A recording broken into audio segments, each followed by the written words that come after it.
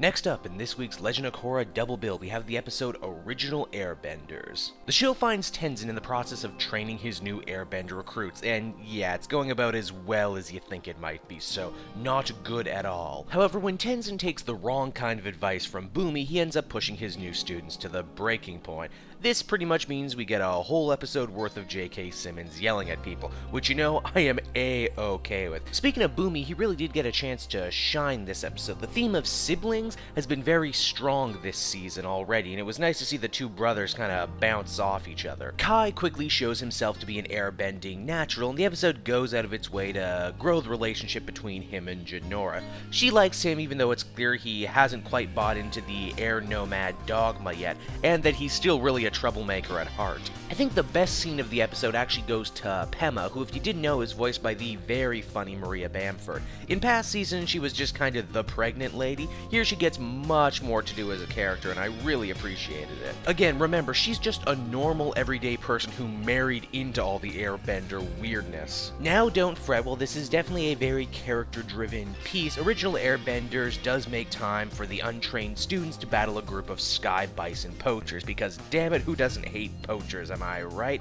This is cool because we get more airbending on screen than I think we've had anywhere else in the series up until this point. The other interesting thing of note about this episode is that it's probably the only one since the very first episode of this season to actually try and explore how the spirits are changing people's every day-to-day lives.